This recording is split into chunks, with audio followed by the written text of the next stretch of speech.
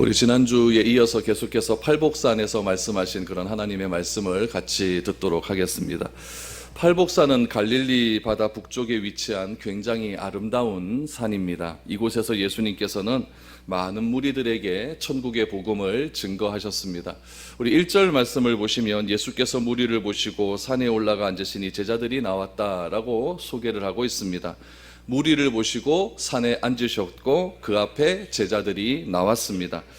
예수님이 말씀을 전하시던 그 당시의 시대적 상황은 어떤 상황이 있었냐면은 말씀을 들을 수 있는 기회가 굉장히 제한된 상황이었습니다. 솔로몬이 건축한 성전이 완전히 파괴되고 난 이후에 성전 중심의 그런 이스라엘의 공동체적인 사회에서 회당 중심의 사회로 바뀌어 갔습니다. 유대인 남자 10명 이상이 모인 공동체 안에서는 무조건 회당이 건설이 되어야 되고 그 회당 속에서 그들은 하나님의 말씀을 배우고 또 다양한 일들을 경험하는 그런 사회가 되었습니다. 회당을 중심으로 안식일에 예배도 드렸고 하나님의 말씀도 배우고 또 사회활동도 했던 것이죠.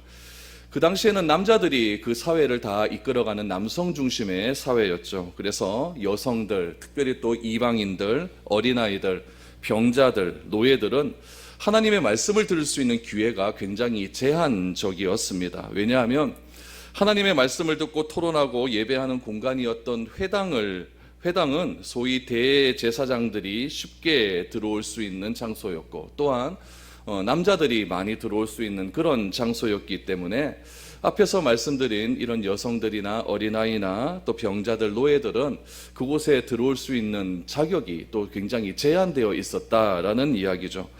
그럼에도 불구하고 예수님의 복음은 모든 사람에게 전해져야만 했습니다.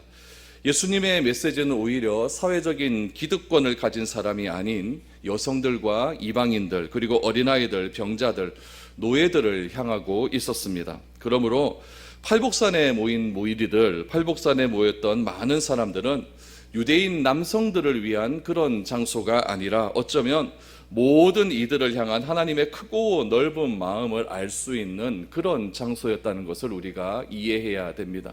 그런 의미에서 무리들이라고 하는 것은 평상시에 말씀을 많이 접해보지 못했던 그런 사람들이 하나님의 말씀을 접할 수 있는 아주 소중한 기회가 될 수 있는 그런 시간이었던 것이죠. 그런 사람들에게 예수님께서 오늘 말씀을 전하십니다. 제일 먼저 가난함, 또 애통함, 온유함, 의, 또 긍휼, 정결, 화평, 박해, 하나님 나라, 땅, 위로, 하나님 아들과 같은 메시지를 그들에게 전하기를 시작했습니다. 이런 내용의 메시지를 듣고 누가 제일 공감을 했을 것 같습니까? 누가 제일 감격을 했을 것 같습니까? 어떤 사람이 은혜를 가장 많이 받았을 것 같습니까? 오늘 그 은혜의 말씀을 오늘 여러분들과 함께 동일한 마음으로 한번 나누어 볼 수 있었으면 좋겠습니다. 예수님께서 활동하던 그 시대는 팍스 로마라고 불리는 로마 평화의 시대였습니다. 그러나 이 로마의 평화는 로마의 시민권자를 위한 제한적인 평화였습니다. 오히려 로마 시민지에 있는 유대인들은 굉장히 재앙과 같은 그런 상황들이었죠. 로마의 평화를 이룬 가이사 아구스도는 평화라는 그런 말을 자체를 황제라는 이름으로 말을 하기 시작을 합니다. 그래서 황제를 향한 절대적인 복종과 순종과 굴복을 할 때에 그 평화가 임할 수 있다라고 하는 제한적인 평화였죠. 그래서 이 팍스 로마라고 하는 것은 로마인들만을 위한 평화였습니다. 그러면 유대인들은 어떻겠습니까? 유대인들은 그런 아무런 평화라는 그런 것들을 만족할 수 없었다는 이야기죠. 로마 시민들에게는 평화는 자신들에게 먹고 사는 문제를 다 해결해 줄 수 있는 그런 상황이었습니다. 또 아무 걱정 없이 살 수 있도록 로마의 황제가 그렇게 모든 것들을 책임져 주었기 때문에 로마인들에게 있어서 평화는 굉장히 당연한 일들이었겠죠. 그러나 대부분의 식민지 민중들에게는 평화의 주체인 가이사 아구스도의 존재는 공포였고 절망이었고 견디기 힘은 억압이었다는 것을 우리는 기억해야 됩니다. 예수님께서 팔복산에서 무리에게 전하고 있는 메시지는 로마의 시민권을 가짐으로 평화를 누리고 있는 기득권층들이나 로마의 황제 체제에서 짓눌려 있고 굴복을 당하고 있는 피지배계층 모두에게 아주 충격적인 메시지로 다가오게 되었습니다. 로마 시민들은 자신들이 평화에 대한 부정을 예수님의 메시지를 통해서 그제서야 알게 되었고, 피지배 계층들은 자신들의 현실의 삶들에서 누리고 있는 억압에 대한 해방을 그 말씀을 통해서 알 수 있게 되었다는 이야기죠. 무슨 말이냐면은 황제가 신이었습니다. 황제가 신의 대리자였죠. 그에게 복종해야만 평화를 누릴 수 있는 시대에 그 당시에 들판에 가보면은 이름 모를 들꽃들이 굉장히 많이 펴 있었는데, 이름 모를 들꽃과 같은 굉장히 저소득층의 사람들, 낮은 계층의 사람들, 평민들, 그런 사람들도 로마 황제에게 굴복해야만 하나님의 아들이라고 하는 칭함을 받는 것이 아니라, 하나님의 말씀을 믿고 그 말씀 속에서 내가 순종하기만 한다면 나도 하나님의 아들이 될 수 있다라고 하는 그런 동기부여를 해줄 수 있는 말씀이었기 때문에 그렇습니다. 이런 환경 속에서 예수님은 그들에게 무슨 말씀을 해주셨냐? 그들이 이해할 수 있는 언어와 일상생활 속에서 흔히 사용하는 단어를 사용하시면서 참된 그리스도인의 삶의 자세가 무엇이고, 하나님 나라의 백성은 과연 어떤 자격을 가진 사람이 진정한 하나님 나라의 백성인지를 한마디씩 한마디씩 해 주었다는 이야기입니다. 오늘 우리가 읽은 이 주 1세기 당시 갈릴리의 팔복산에서 선포된 그 하나님의 말씀을 우리가 바르게 실천하고 우리도 그 말씀대로 살아가기 위해서는 오늘 말씀 속에 담겨진 그 말씀의 의미가 무엇인지를 다시 한번 잘 깨달아야 된다는 것을 우리가 다시 한번 생각해 보아야 됩니다. 그렇다면 왜 하나님께서 인간의 모습으로 이 땅에 오셔서 팔복산에서 제일 먼저 이 복에 대한 말씀을 하셨을까? 그 말씀을 먼저 한번 생각해 보기를 원합니다. 하나님이 우리를 이 땅에 존재하게 하신 이유, 그것을 무엇이라고 생각하십니까? 그 이유는 인간을 통하여 하나님 자신이 드러나기를 원하셨다는 이야기죠. 우리는 하나님의 부르심에 의해서 성도로 부르심을 입은 존재입니다. 그 성도의 삶 자체가 굉장히 복이 있는 삶입니다. 하나님이 인간을 창조하시고 제일 먼저 우리 인간에게 하신 일은 무엇이었냐면 인간을 축복하시는 일이었습니다. 그래서 어떻게 축복하셨냐면은 생육하고 번성하고 충만하고 정복하고 땅을 다스리라 라고 하는 이 놀라운 축복의 메시지를 선포해 주셨습니다. 하나님이 우리에게 어떤 사명을 주시기 전에, 하나님이 우리에게 어떤 일거리를 먼저 주시기 전에 먼저 하신 일은 무엇이냐면은 인간을 복되게 하셨다라고 하는 이 순서가 굉장히 중요합니다. 복되게 하신 후에 무엇을 명령하셨냐면은 일을 명령하셨다는 이야기죠. 복을 주시기 위해서 일을 하라라고 하신 것이 아니라 인간을 복되게 하시고 그 다음에 주신 것이 무엇이냐면은 다양한 미션을 허락해 주셨다는 이야기입니다. 그러므로 하나님께서 우리에게 주신 미션은 하나님이 주신 복으로만 감당할 수 있다는 이야기입니다. 하나님이 우리를 복되게 하셨기 때문에 우리는 복을 더 받기 위해서, 복을 더 추구하기 위해서 살아가는 존재가 아니라 이미 우리는 어떤 존재가 되었냐면은 복된 존재가 되었다는 이야기입니다. 그래서 하나님께서는 우리 아브라함을 부르실 때 너를 복의 근원으로 부르시지 않았습니까? 우리 모두를 하나님은 복의 근원으로 불러주셨기 때문에 이 복의 근원을 우리가 바르게 이해하지 못한다고 한다면 우리는 잘못된 복, 거짓된 복, 세상의 복에 취해서 하나님의 본질적인 복을 우리가 깨닫고 살아가지 못한다는 데 그 이유가 있다는 이야기입니다. 그래서 하나님께서 우리를 복되게 하셔서 어떻게 삶을 살아라고 하셨냐면은 그 복된 삶을 기뻐하고 그 복된 삶을 혼자 갖고 있는 것이 아니라 세상에 널리 퍼져 보내게 해라 라고 하는 귀한 미션을 주신 겁니다. 그런데 죄된 인간이 어떻게 합니까? 하나님의 복되게 해주신 그 삶을 잊어버리고 자꾸만 무엇을 생각하게 되냐면은 이집트의 삶이 복된 삶이다 이렇게 생각을 해버린 겁니다. 그래서 하나님께서 이집트의 삶이 복된 삶이 아니기 때문에 이집트에서 억압받고 있는 백성들을 끄집어내셨습니다. 끄집어내시고 어디로 들어가게 하시냐면은 가나안 땅으로 들어가게 하시죠. 그러면 왜 하필이면 가나안 땅일까요? 가나안 땅으로 들어가서 그 가나안 땅의 복을 잃어버린 백성들에게 하나님이 주신 그 귀한 복이 무엇인지를 드러나는 삶을 살게 하라라고 그렇게 가나안 땅으로 보내어 주신 겁니다. 그러므로 가나안 땅에 들어가는 이스라엘 백성들은 무엇이 전제되어야 되냐면은 나는 복된 존재다. 나는 하나님으로 복을 충만히 받은 존재다. 이 사실이 그들 뼛속 깊이 들어가 있어야 된다는 이야기입니다. 근데 가나안 땅으로 들어간 복된 이스라엘 백성들이 어떤 생각을 가지게 됩니까? 가나안 땅에서 삶을 살아가는 그들의 삶을 바라보고 그것이 복된 삶이다라고 생각이 바뀌어지기 시작을 합니다. 하나님은 이미 이스라엘 백성들에게 복이 있는 존재라고 말씀을 해 주셨음에도 불구하고 그 복을 다 잃어버리고 오히려 가나안 땅에서 사는 그 복, 바알과 아세라로 대변되는 그 바알과 아세라가 주는 그 복이 진짜 복인 줄 알고 그 복을 자꾸 따라가기 시작을 했다는 이야기입니다. 그래서 하나님께서는 그 잘못된 복으로 인하여서 하나님이 복을 훼손한 이스라엘 백성들에게 어떻게 하면 하나님이 주신 진정한 복을 다시 회복할 수 있을까를 생각하기 시작하는 거죠. 그것이 어떤 의미겠습니까? 다양한 선지자들을 보내어 주셔서 참된 복이 무엇인가를 그들에게 선언하기 시작을 하셨고, 그래도 안 되니까 이스라엘을 망하게 하심으로 진정한 하나님의 복을 누릴 수 있는 참된 복된 백성이 무엇인지를 알 수 있도록 이스라엘 역사 가운데서 그렇게 행해 주셨다는 이야기입니다. 그것도 모자라서 하나님은 직접 인간의 몸으로 이 땅에 오셨습니다. 이 땅에 오시고 세상의 가치가 참된 복이라고 생각해서 하나님이 주신 진정한 복을 잃어버린 백성들에게 하나님의 복은 이런 것이다. 세상에서의 복이 진짜 복이 아니라 하나님이 주신 그 복을 회복을 원하시기 위해서 하나님 자신이 인간의 모습으로 인간의 언어를 가지고 인간이 알아듣기 쉬운 말로 그들에게 복에 대한 이야기를 해 주시기 시작하고 있는 것입니다.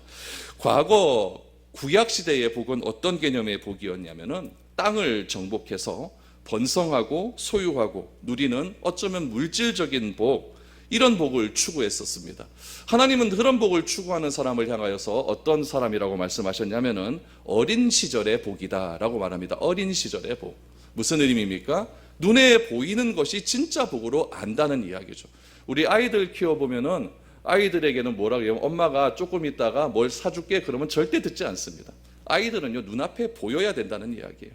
구약의 이스라엘 백성들은 눈앞에 보이는 복을 굉장히 좋아했습니다. 그러나 이제는 우리가 성숙해졌으니까, 다시 말하면 어른스러워졌으니까 진짜 성숙한 복이 무엇인지를 이제 한번 알아보자라는 이야기죠. 그래서 예수님께서는 이스라엘 지방 중에서 참 경치가 좋은 갈릴리 지방, 북쪽 지방의 언덕배기에 그렇게 앉으셔서 무리를 모으시고 그 앞에 산에 앉으시고 제자들을 앞에 나오게 하시면서 진짜 하나님이 원하시는 성숙한 복이 무엇인지를 우리에게 하나씩 소개해 주시고 있는 겁니다. 오늘 여러분들에게는 6가지의 복을 이야기할 겁니다. 다음 주에 오시면 나머지 복을 또 설명을 드릴 겁니다. 오늘 이 복된 말씀을 통하여서 성숙한 복이 무엇인지 우리 같이 한번 은혜를 나눌 수 있는 시간이 될 수 있었으면 좋겠습니다. 첫 번째 성숙한 복은 무엇이냐? 카테고리입니다. 하나님에 대한 갈망입니다. 하나님에 대한 갈망. 그 하나님에 대한 갈망에 대한 첫 번째 복이 무엇이냐? 심령의 가난함이다 라고 말씀을 하시죠. 지금 여러분, 우리가 2000년 전으로 되돌아가야 됩니다. 제가 지금 여러분들에게 말을 하는 것 같지만 2000년 전에 예수님께서 말씀하시는 상황으로 다시 한번 되돌아가 보죠. 지금 이 말을 듣는 청중들의 대다수는 가난한 사람들이었습니다. 하루하루 먹을 것을 걱정해야 되는 그런 사람들이었죠. 그런 사람들에게 무엇이라고 말을 하냐면 가난한 마음이 복이다라고 말씀을 해주셨습니다. 그렇다면은 가난한 마음은 도대체 무엇이겠습니까? 가난하다 그러니까 가진 것이 없다라고 하는 그런 뜻이겠죠. 가난한 마음이라고 하는 것은 하나님에 대한 목마름을 뜻하고 있습니다. 내 안에 내가 너무 많게 되면, 내 안에 가진 것이 너무 많게 되면은 하나님에 대한 목마름은 상대적으로 줄어들게 되어 있습니다. 내가 소유하고 있는 것이 별것 아니라고 하는 마음을 가지게 되는 것이 무엇이냐면 바로 가난한 마음입니다. 세상의 가치가 자꾸 충만해지게 되면은 심령의 가난함을 소유할 수가 없게 되는 것입니다. 이스라엘 백성들이 자꾸 이집트의 가치를 추구했더니 어떤 마음이 생기냐면 심령의 가난함이 생겨지지를 않는 것입니다. 내가 추구하고 소유하고 누리고 있는 것이 복의 실체가 아니라 그것은 복의 그림자이고 진짜 복의 근원과 복의 본질은 다른 것에 있다는 것을 말씀해 주시는 것입니다. 그 세상에 눈에 보이는 것이 복의 그림자라고 한다면 그 눈에 보이는 것이 그림자라고 인정하는 그 마음을 무엇이라고 하느냐? 심령의 가난함이라고 말을 하는 것입니다. 이 가난한 마음이 시작이 되면 무엇이 우리에게 오게 되냐면은 천국이 내 것이 된다라고 말씀을 하시죠. 천국이 진짜고 내가 가지고 있는 것은 가짜라는 이야기입니다. 그렇다면 여러분 재산 다 팔라는 이야기입니까? 가난한 분들이 진짜 심령이 가난할까요? 잘 그렇지는 않을 것 같습니다. 너무 가난하다 보면은요, 자꾸 욕심이 생기게 돼요. 욕심도 생기고 물욕에 대한 탐욕도 자꾸 생기게 됩니다. 그렇다면 반대로 부유함은 괜찮습니까? 부유해도 그렇지는 않는 것 같습니다. 지금 내가 소유하고 있는 것에 중심을 두는 것이 아니라 내 시선을 좀 바꾸라는 이야기입니다. 눈에 보이는 복의 가치에서 진짜 눈에 보이지 않는 진정한 복의 가치가 무엇인지 시선을 조금 바꾸라고 하는 의미가 심령의 가난함이라는 이야기입니다. 그래서 삶의 중심과 시선과 관점의 중심을 이제는 하나님 중심으로 조금 옮겨봐라 라는 이야기죠. 그래서 심령이 가난한 자는 복이 있다라고 말을 합니다. 그런 마음만이 천국에 들어갈 수 있다라는 이야기입니다. 그래서 하나님에 대한 갈망함, 그것이 진짜 복인데 그 하나님에 대한 갈망함의 첫 번째 복이 무엇이라고요? 심령의 가난함이다라고 말을 하죠. 두 번째는 무엇입니까? 애통하는 자의 삶입니다. 애통함은 여러분 내가 잃어버린 것이 아닙니다. 애통함이란 무엇이냐면은 내가 하나님을 갈망하는데 내가 하나님께 나아갈 수 있는 자격이 안 되는 겁니다. 죄가 너무 많기 때문에, 내 안에 있는 욕망이 너무 많기 때문에 하나님을 갈망해서 하나님께 나아가고 싶지만 나아가지 못하는 그런 나의 상태로 인하여서 나오는 표현이 애통함입니다. 애통함은 무엇에부터 출발하냐면 가난한 심령에서 출발할 수 있습니다. 내가 가진 것을 가지고 어깨에 힘을 주는 사람에게는 절대 애통함이 오지 않습니다. 그래서 예수님은 부자가 천국에 가는 것이 어렵다라고 말씀을 하시는 거죠. 애통함이 있어야 여러분 눈물이 나고 부르짖어야 하나님을 찾을 수 있는 것이지 애통함이 없는데 어떻게 하나님을 찾을 수 있습니까? 이런 애통함에 대한 예가 성경에 보면 굉장히 많이 나옵니다. 하갈의 경우를 보십시오. 아브라함이 아이를 낳지 못하자 사라가 자신의 몸적인 하갈을 아브라함에게 주어서 이스마엘을 낳습니다. 이 하갈이 아들을 딱 하나 놓자 자기의 원 주인이었던 사라를 무시하기 시작을 합니다. 아기 낳았다고 무시하는 거죠. 그러다가 결국 어떻게 되냐면 사라에 의해서 광야로 쫓겨나게 됩니다. 광야에서 하갈은요 어떤 경험을 하게 되느냐, 물도 떨어지고 아무것도 없는 그런 아주 절박한 상황에 임하게 되는 겁니다. 그 절박한 상황이 바로 심령의 가난한 상태였습니다. 그 심령의 가난한 상태에서 하갈이 부르짖어 울기 시작을 합니다. 그러자 하나님께서 하갈에게 나타나셔서 하갈을 위로해 주십니다. 그 위로함을 받은 하갈이 하나님을 이렇게 고백합니다. 창세기 16장 13절 말씀 같이 한번 읽어보겠습니다. 시작. 하갈이 자기에게 이르신 여호와의 이름을 나를 살피시는 하나님이라 하였으니 이는 내가 어떻게 여기서 나를 살피시는 하나님을 배웠는고 함이라. 아멘. 부르짖어 울기 시작하자 하나님께서 하갈의 상태를 다 아시고 위로하십니다. 그러자 하갈이 하나님을 무엇이라고 이야기합니까? 그 하나님은 나를 살피시는 하나님이다. 하갈이 위로를 받기 시작을 합니다. 야곱을 보십시오. 야곱이 다 가졌다고 생각을 합니다. 장자권도 가졌고 아버지 이삭으로부터 축복을 다 받았습니다. 그러자 자기의 형이었던 에서가 죽이겠다고 하니까 이 야곱이 어디로 도망가냐면 외삼촌 라반의 집으로 도망가기 시작합니다. 얼마나 절박한 상황에서 도망가고 또 도망가고 쉬지도 못하고 그렇게 도망갔을까요? 그러다가 베델에서 돌베개를 베고 자다가 그곳에서 천사가 사닥다리를 오르락 내리락 하는 그런 놀라운 체험을 하게 됩니다. 그때 야곱이 위로를 받게 됩니다. 창세기 28장 16절 17절 같이 읽어보죠. 시작. 야곱이 잠에 깨어 이르되 여호와께서 과연 여기 계시거늘 내가 알지 못하였도다. 이에 두려워하여 이르되 두렵도다. 이곳이여 이것은 다름 아닌 하나님의 집이요 이는 하늘의 문이로다 하고. 아멘. 여러분, 내가 자격이 없다고 생각할 때, 내가 자격이 없어 애통하는 마음이 시작될 때 하나님은 우리에게 위로의 마음을 허락해 주신다는 이야기입니다. 내가 무엇인가를 할 수 있다 생각하고 내가 무엇인가를 가지고 있다라고 생각할 때 무슨 위로가 임하겠습니까? 내가 가진 것이 아무것도 없는 상태에서, 심령이 가난한 상태에서 애통함이 밀려올 때 그제서야 우리가 받게 되는 것은 위로함입니다. 그 위로는 여러분 사람이 주는 위로가 아닙니다.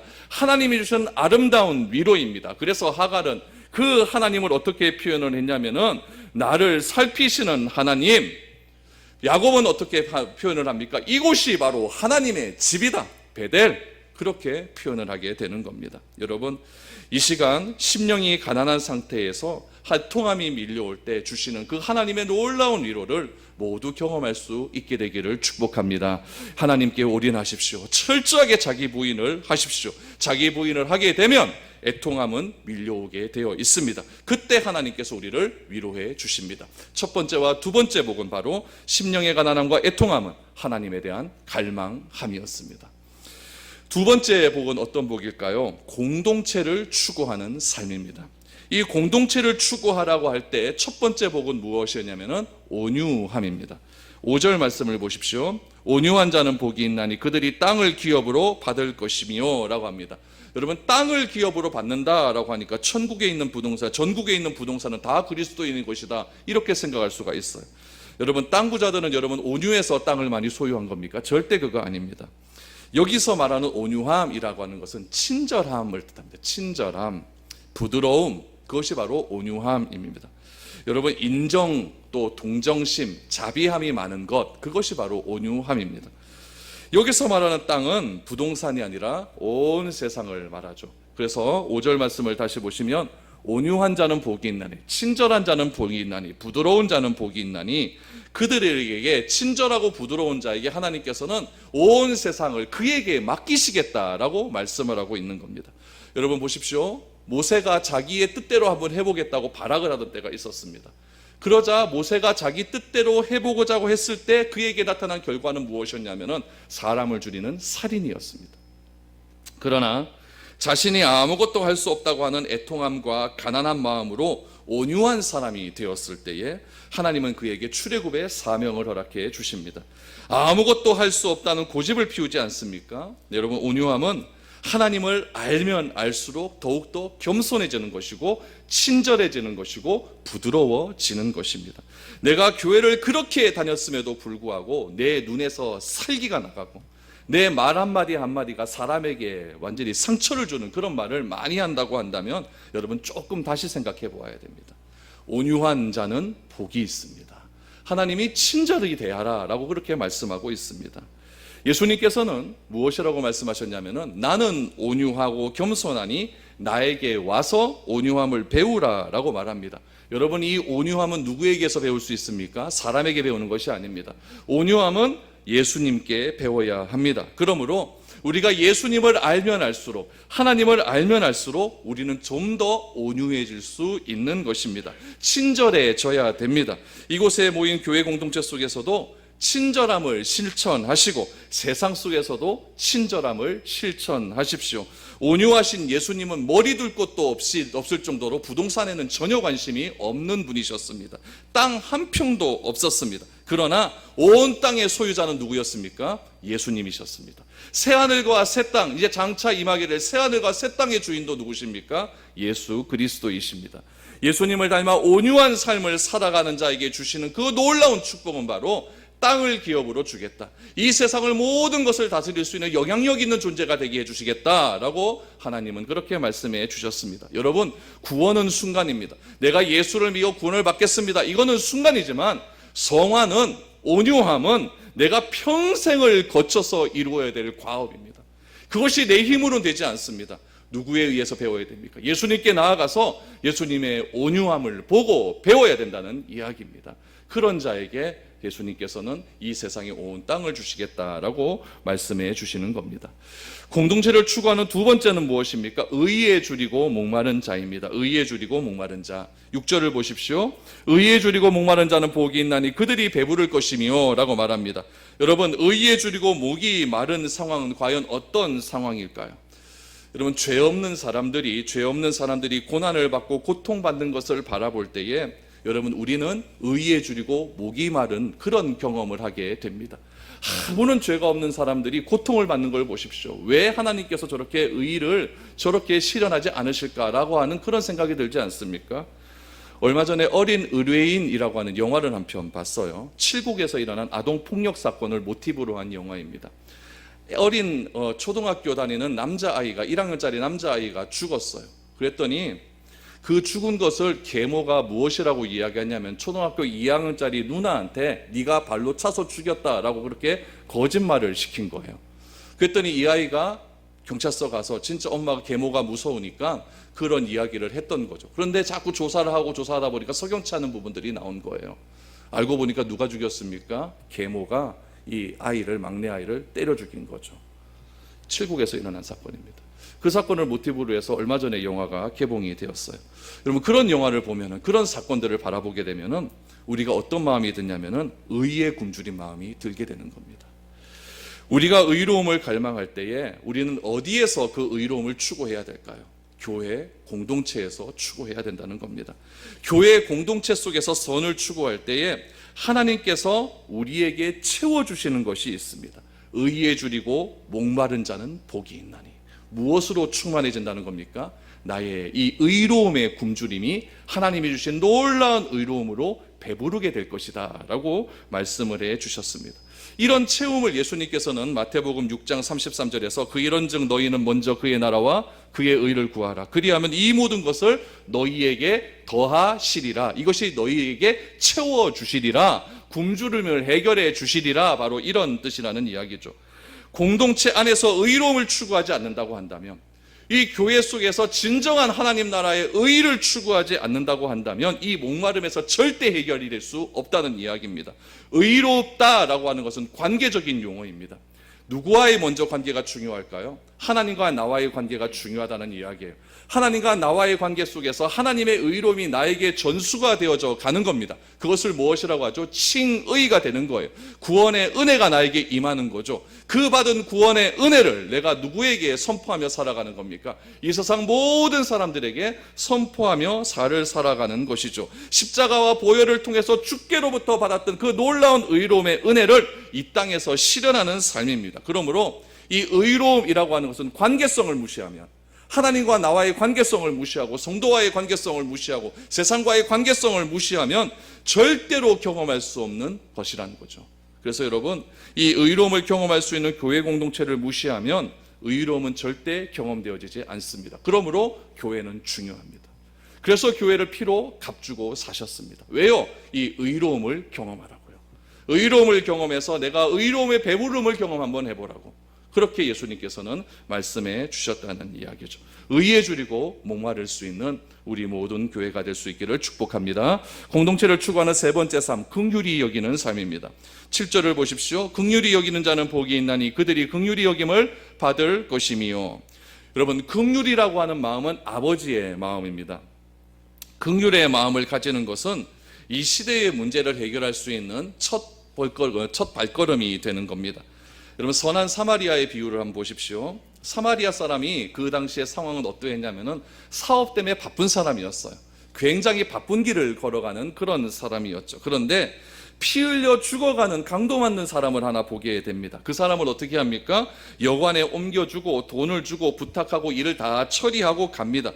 그때 예수님께서 사람들에게 묻죠. 누가 내 이웃이냐라고 물었을 때 이 사람이 사마리아인이 내 이웃입니다 라고 묻습니다.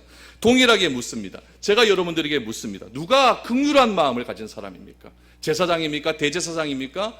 레위인입니까? 아니에요. 누가 긍휼의 마음을 가졌습니까? 사마리아 사람이 긍휼의 마음을 가졌습니다.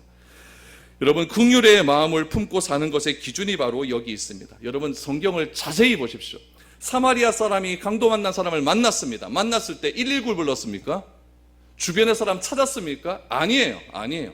자기가 먼저 실천하기 시작합니다. 어떻게 실천합니까? 나귀에 태우는 것으로 실천을 하죠. 그리고 나귀에 태우고 어디로 가냐면 여관으로 갑니다. 여관에 가서 돈 모으기 모금 운동 합니까? 아니에요. 돈을 모으는 모금 운동 먼저 한 것이 아니라 자기 지갑에서 먼저 돈을 끄집어 내어 놓습니다. 이것으로 부족하다면은 내가 갔다 와서 돈 더 주겠다. 여러분, 이것이 긍휼의 마음입니다. 긍휼의 마음은 내 돈부터, 내 시간부터, 내 것부터 출발하는 겁니다. 오늘날 왜 사회가 시끄럽습니까? 긍휼은 없고 명분만 찾기 때문에 그렇습니다. 그러다 보니 책임지려고 하는 사람은 아무도 없는 겁니다. 문제만 나면 시끄럽게 문제를 일으키는 사람이 많습니다. 그러나 하나님께서는 이 땅에서의 문제를 해결할 수 있는 단 한 가지의 방법을 알려주십니다. 긍휼의 마음을 가지라는 겁니다. 관계에 대한 문제도 긍휼의 마음이 필요합니다. 참 안 됐다고 하는 그런 마음이 없으면 절대 해결되지 않습니다. 긍휼의 마음이 아니고서는 문제가 해결할 수 없는 겁니다. 하나님의 문제 해결의 단순한 원칙은 그 사람을 불쌍히 여기는 겁니다. 병든 자가 있습니까? 우리 공동체 안에 아프신 분들이 있습니까? 불쌍히 여기십시오. 그래서 그들을 먼저 잡고 기도해 주십시오. 마음이 뭔가 잘 되지가 않고 상처받은 사람들이 있습니까? 긍휼의 마음을 가지십시오. 왜 그 사람은 그렇게 나처럼 되지 못하는가를 먼저 생각하지 마시고 긍휼의 마음을 품는 것이 우선이라는 이야기입니다. 그런 자들에게 복이 있나니 어떻다고 이야기합니까? 긍휼이 여김을 받게 된다라고 말을 하죠. 데모한다고, 시위한다고, 군중을 모아놓고 내 목소리를 높인다고 그 문제가 해결이 되겠습니까? 그렇지 않습니다. 교회에 오는 것도 내 기준을 가지고 오면 아무런 의미 없는 겁니다. 예수님이 복에 대한 이야기를 하는 것은 내 기준에서의 복이 아니라 하나님의 기준에서 복을 좀 찾아보자라는 이야기죠. 하나님이 원하지 않는 복을 자꾸 달라고 하면 그 복 하나님께서 주시겠습니까? 그러니까 신앙은 자꾸 제자리이고 변함이 있니 없니, 내가 뭐 변하니 안 변하니 이런 이야기 자꾸 하는 것 아니겠습니까? 하나님이 무엇을 주시겠다고 하는 것은 성경에 다 기록되어 있습니다. 그러니까 그 성경에 좀 집중을 해 보자는 이야기죠. 내 마음대로 내 원하는 것만 자꾸 달라 그러지 마시고 하나님이 우리에게 주시겠다고 하는 그 약속을 붙들고 그것 달라고 기도하십시오. 그러면은 이 모든 것을 너희에게 주시는 채움의 은혜를 경험할 수 있게 된다는 이야기입니다. 여러분, 그것이 바로 복된 인생입니다. 온유하고 의에 줄이고 목마르고 긍휼히 여기는 삶은 공동체를 추구하는 삶입니다. 저는 바라기는 이 온유하고 의에 줄이고 목마르고 긍휼히 여기는 마음이 이 교회의 공동체 속에서, 이 땅의 모든 교회의 공동체 가운데서 실현될 수 있기를 축복드립니다. 오늘 예수님이 팔복살에서 말씀하신 8가지 복 중에서 몇 가지를 살펴보았습니다. 복이 무엇인지 잘 알아야 됩니다. 그렇지 않으면 우리는 잘못된 복에 휘둘려서 복의 근원 되시는 하나님을 오해할 수 있는 가능성이 너무나 많은 존재입니다. 하나님이 원하시는 복, 하나님이 기뻐하시는 복, 하나님이 우리에게 주시기로 약속하신 그 복을 날마다 누림으로 그 복으로 말미암아 이 땅에서 천국의 놀라운 기쁨을 누리며 살아갈 수 있는 저와 여러분들의 복된 삶이 될 수 있기를 축복드립니다.